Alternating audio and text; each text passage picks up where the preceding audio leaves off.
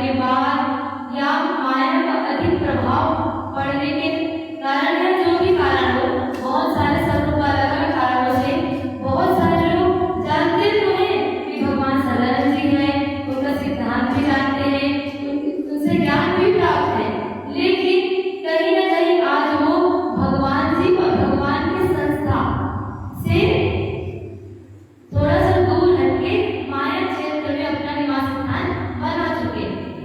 तो सदानंद तत्वज्ञान परिषद के जितने भक्त सेवक जो आश्रमवासी गण हैं, उन लोगों का एक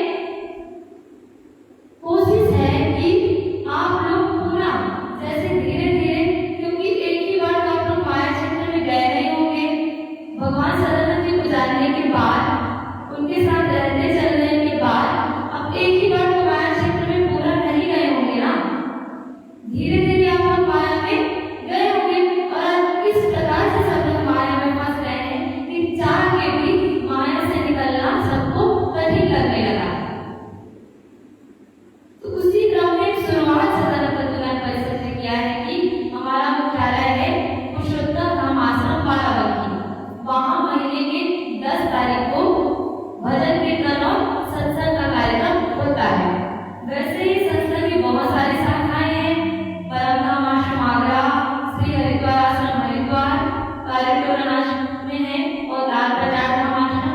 तो सभी आश्रमों में, सभी शाखाओं में भजन कीर्तन का कार्यक्रम और सत्संग का कार्यक्रम होते चला आ रहा है।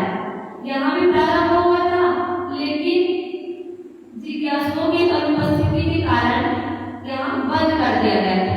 तो पुनः आज से प्रारंभ हुआ है कि आप लोग जैसे माया में फंस तो गए हैं, लेकिन चाह के भी से निकल नहीं पा रहे हैं।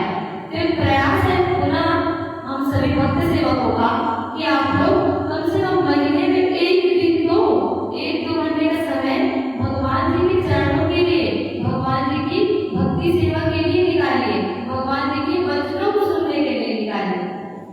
ऐसा नहीं कि आप लोगों ने सत्संग नहीं सुना है, हम लोग तो बहुत नए जीवात्माएं हैं, भगवान जी को साथ शरीर भी नहीं देखे, लेकिन यहाँ उपस्थित ऐसे भी बाबा जी लोग, गुरु भाई लोग, बहने, भक्त सेवक समाज है जो भगवान जी के साथ रहे चले, उनकी भक्ति सेवा में रहे।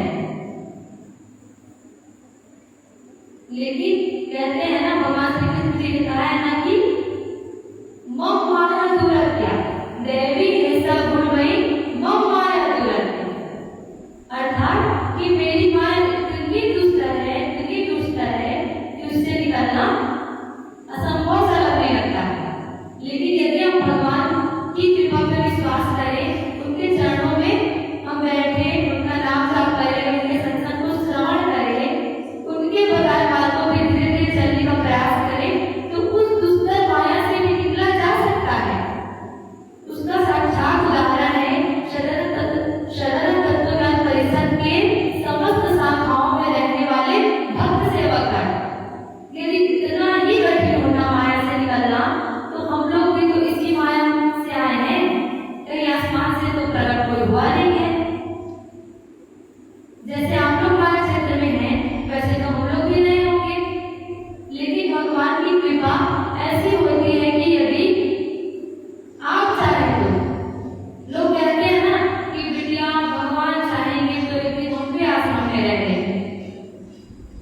भगवान जी ने चाहा था तभी वो अपने परम आकाश रूप परम धाम से, जिसको कहते हैं कि 7वां आसमान, पैराडाइज, 1-2 आसमान तो आपको दिख रहा है वो नहीं, 7वें आसमान में रहने वाले परमात्मा, परमेश्वर, परम ब्रह्म खुदा गॉड भगवान जी हम सभी भक्त सेवकों की करुण पुकार सुन के अपने उस परम धाम से इस धरती पे आए।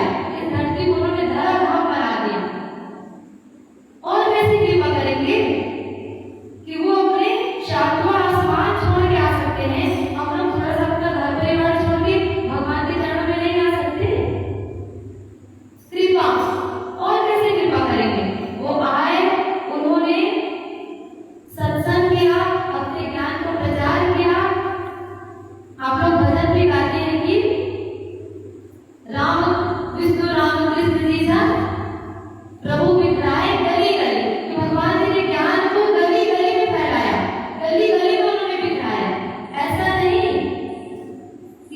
बैठ के उन्होंने ज्ञान दिया और आप सभी को पता नहीं चला, ऐसा तो नहीं था ना। जहाँ भी उनका आह्वान हुआ, जहाँ भी लोगों ने घर में, चौराहा में, गली में बुलाया, वहाँ भगवान जी गए और एक दिन, 2 दिन का नहीं, 15-15 दिन का सत्संग करते थे और साक्षात जीव ईश्वर परमेश्वर को उन्होंने दर्शन करवाया। और कितनी बड़ी कृपा भगवान जी करेंगे कि उन्होंने जनाया दिखाया कि देखिए हम नर रूप में साक्षात नारायण हैं। तो साक्षात नारायण को जानने के बाद यदि लोग कहें कि भगवान की कृपा होगी बेटिया तो आश्रम पे आ जाएंगे, तो किस प्रकार होगी? कोई आमंत्रित करने जाए तो लोग कहते हैं कि अरे अगर वो घर पे आए होते तो हम जरूर समय निकाल कर उनके पास जाने का प्रयास करते। कभी कभी होता है ना कि रिश्तेदारी में यदि कोई फोन करके कहते तो लोग कहते हैं कि अगर घर पे आए होते तो सत्यानारायण हम चले जाते। कहते हैं कि मान खोजते कि हम सम्मान खोजते लोग कि हमारे पास आए होते, हमारे घर पे आमंत्रण करते तो हम चले जाते। तो भगवान भक्त अर्थात सृष्टि, वाहन अर्थात चलाने वाला, जैसे होता है ना कि गाड़ी वाहन, रथ वाहन, वैसे भगवान अर्थात पूरी सृष्टि को चलाने वाले, जो पूरी सृष्टि को चलाने वाले चालक संचालक हैं, वो अपने परम धाम को छोड़ के आपके इस पृथ्वी लोक में आए। आप सभी को ये बताने चला दें कि जितनी भी योनियां हैं 84 लाख प्रकार की, उसमें से बाकी सभी योनियां तो भोग योनि है और किसी योनि में आप भगवत प्राप्ति नहीं कर सकते।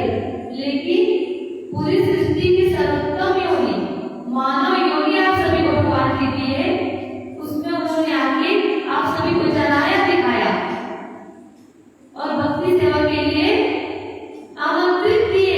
ऐसे नहीं कि कह के चले गए, उन्होंने क्षेत्र ही स्थापित कर दिया कि ताकि आप सभी को ये कहने का बहाना ही न मिले कि हम रहेंगे कहाँ, कि ठीक है अपना घर तो छोड़ दिए लेकिन फिर उसके बाद हम कहाँ रहेंगे। मतलब भगवान जी ने इस युग में ऐसा कोई हम सभी भक्तों के लिए विकल्प ही नहीं छोड़ा कि हम लोग कह सके, कहीं बहाना भी बना सके कि हमको तो भगवान ने बताया नहीं, तो उन्होंने 15 दिन का सत्संग करके बताया। फिर आप कहेंगे कि हम घर छोड़ के कहाँ रहेंगे, तो एक जगह नहीं, इस अपने हिंदुस्तान में, भारत में उन्होंने लगभग हर प्रमुख क्षेत्रों में, हर तीर्थ स्थानों में एक ऐसा भगवत क्षेत्र निर्माण कर दिया है कि आप जहाँ चाहे वहाँ आराम से अपने घर परिवार को छोड़ के जो आपके घर के नजदीक आश्रम है उसमें भी रहने की सुविधा है। क्या हरिद्वार में है तो इसके हरिद्वार आश्रम में रहिए, राजस्थान क्षेत्र से ना तो आगरा आश्रम में रह सकते हैं, बुंदेलखंड क्षेत्र से हैं तो अलाहाबाद आश्रम में रह सकते हैं, बनारस क्षेत्र से हैं तो मोक्षदाता धाम आश्रम में रहिए, मुख्यालय जाना चाहते हैं पुरुषोत्तम धाम है, शहर में नहीं हम गाँव में रह रहे, सिटी में रहना चाहते हैं तो बहुत अच्छा है लखनऊ आश्रम में रहिए। मतलब भगवान जी ने इस बार से कोई विकल्प भी किसी भक्त सेवकों के लिए नहीं छोड़ा कि कोई कह सके कि अरे ये सुविधाएं नहीं थी, ऐसा नहीं था तो हम मुक्ति प्राप्त नहीं कर सकते। इतनी सरल भगवान ने इस बार मुक्ति को बना दिया कि ग्रंथों में यदि हम पढ़े तब तो बहुत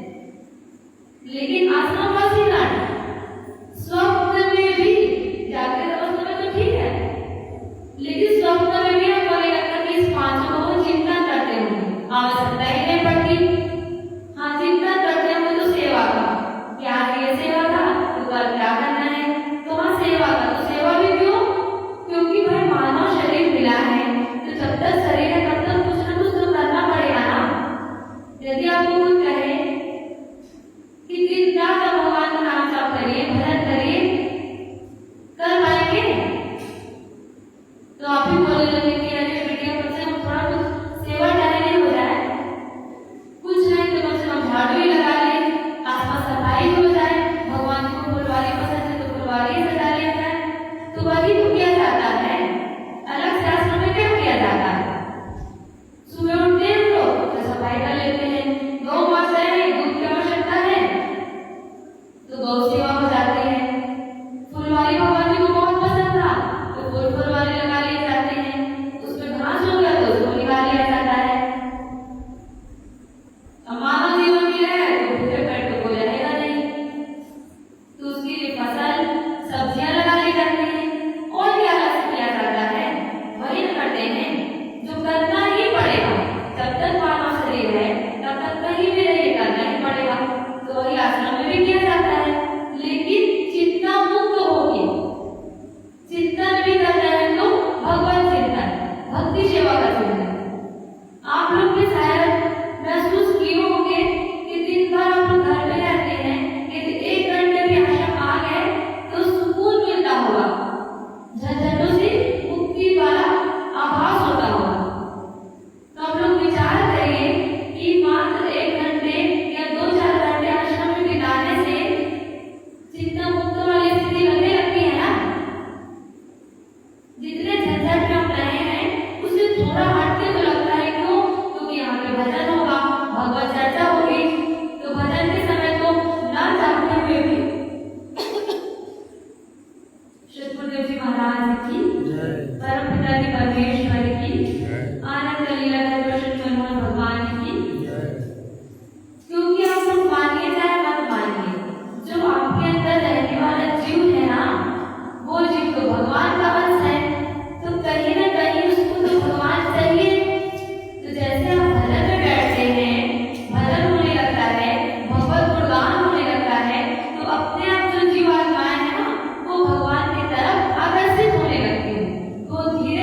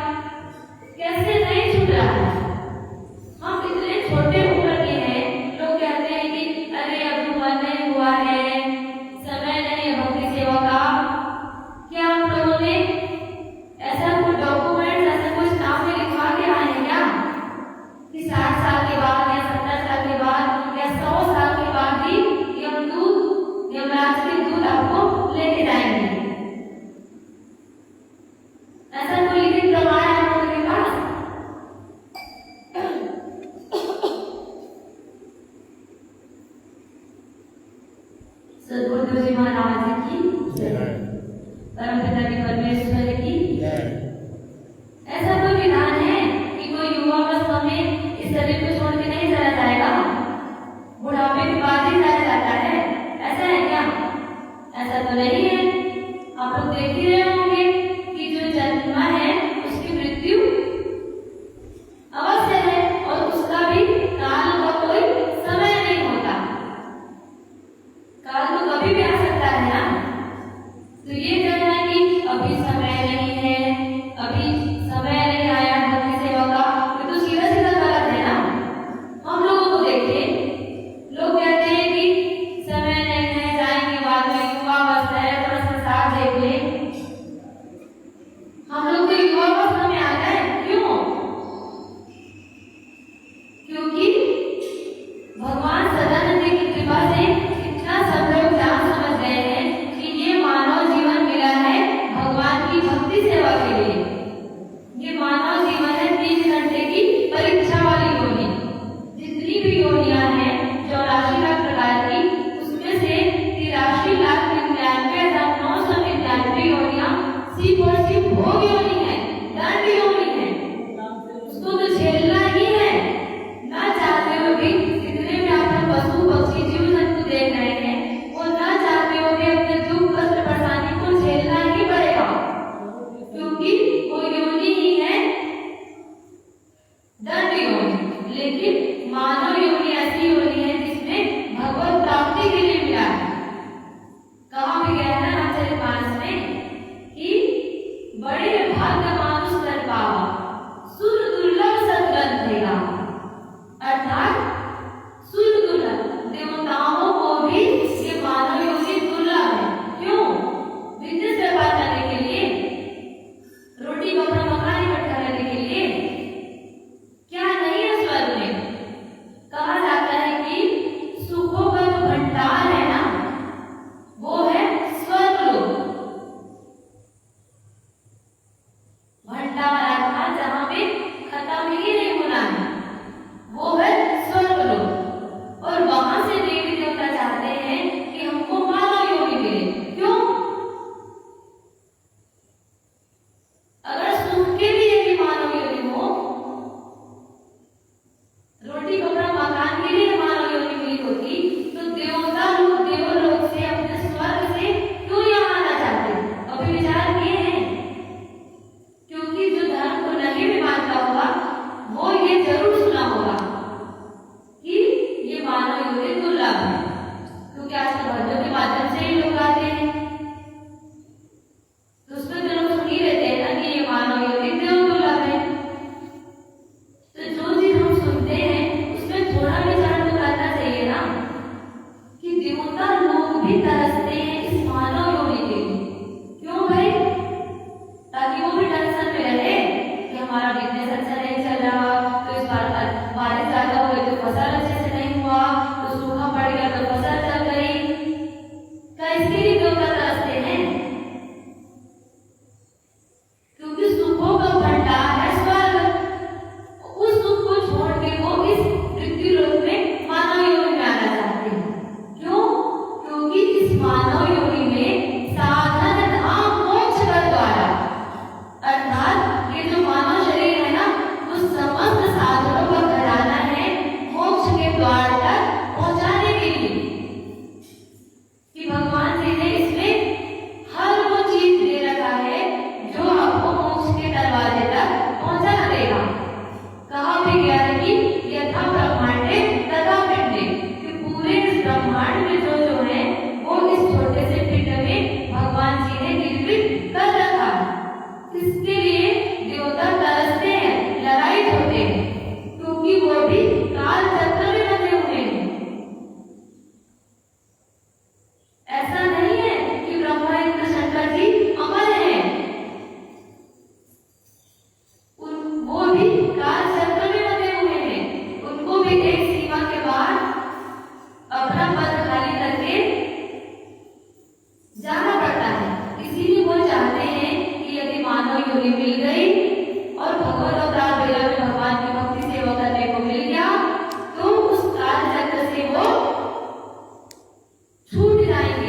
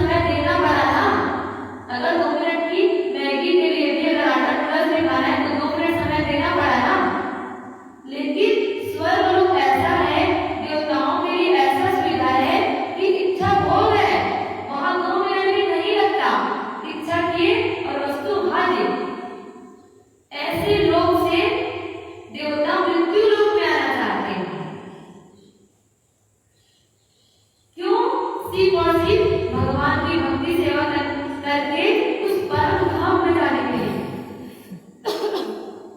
जहां से यद गत्वा न निवर्तन्ते तद धामं परमं मम, कि वहां से वापस आने की आवश्यकता नहीं पड़ती।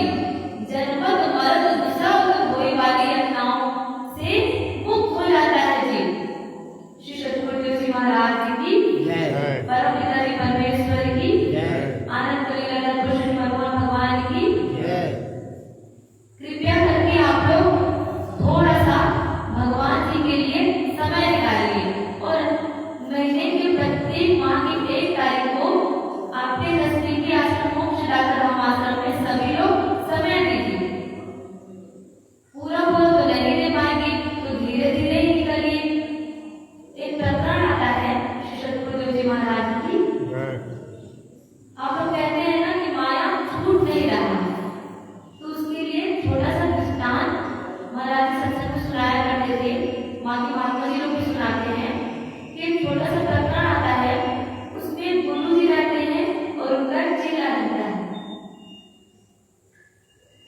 तो चेला आता है उनके पास, जैसे आप लोग आते हैं थोड़ा बहुत समय निकाल के सत्संग सुनते हैं, भजन कीर्तन करते हैं, और जब हम लोग कहते हैं कि आप लोग भी आइए, रहिए, माया से मुक्त होइए, माया को छोड़िए, तो जैसे आप लोग कहते हैं ना कि क्या करें, माया तो छूट नहीं रही है, तो वैसे वो चेला आता है, रोज गुरु जी के पास आता है, थोड़ा भगवत चर्चा सुनता है, और वो कहते हैं कि क्या चेला क्या पड़े हो झंझट में, चलो हमारे साथ चलो। तो बोलते हैं कि चेला बोलता है क्या करूं गुरुजी, माया तो छूट ही नहीं रही है।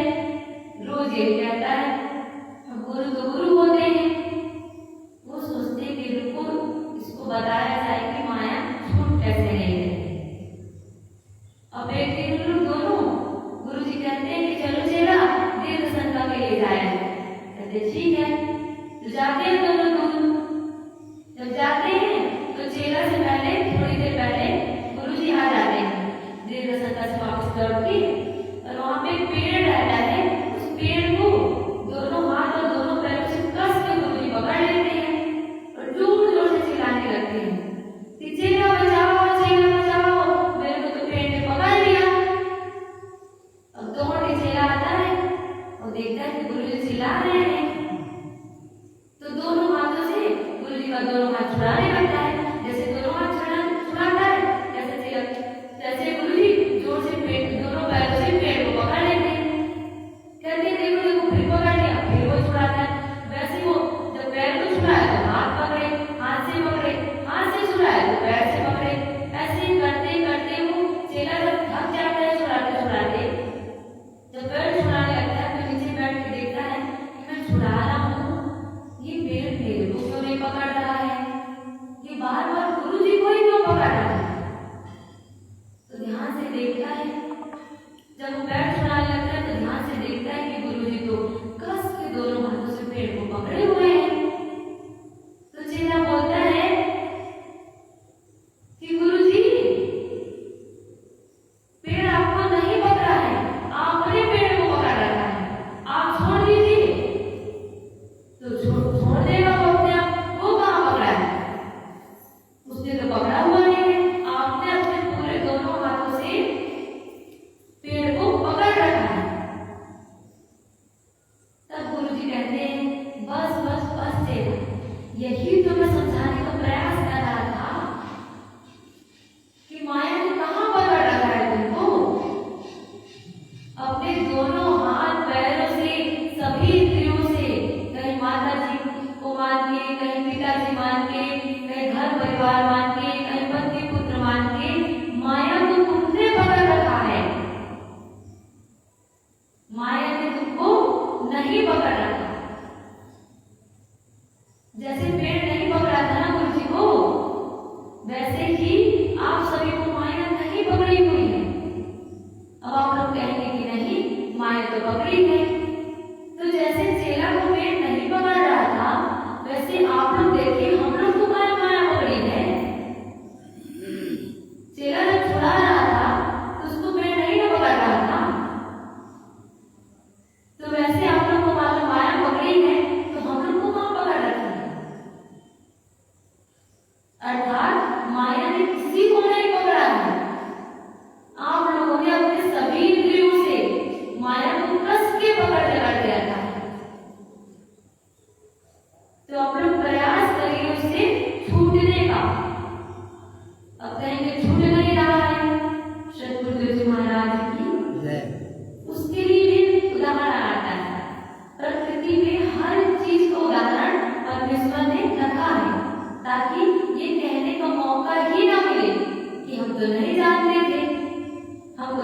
बताया ही नहीं। बंदर देखे है ना, आप सब लोग बंदर देखे होंगे, यहाँ नहीं देखे होंगे तो तीर्थ स्थानों में तमाम बंदर रहते हैं। तो उसको बताने कैसे फंसाता है? सुराही आती है ना, सुराही मटकी नहीं, मटकी तो उसका छेद बड़ा रहता है, सुराही अर्थात उसका छेद पतला रहता है ना, उसमें जो पकड़ने वाला है मदारी वो क्या करता है, थोड़ा सा चना डाल देता है। जब बंदर देखता है कि सुराही में तो चना है, तो चने को प्राप्त करने के लोभ में जब वो अपना हाथ डालता है तो हाथ तो सीधा डालता है चना लेने के लिए, लेकिन चना यदि उसको चाहिए तो वो मुट्ठी बांध के हाथ को निकालेगा सुराही से, तभी तो उसको चना प्राप्त होगा।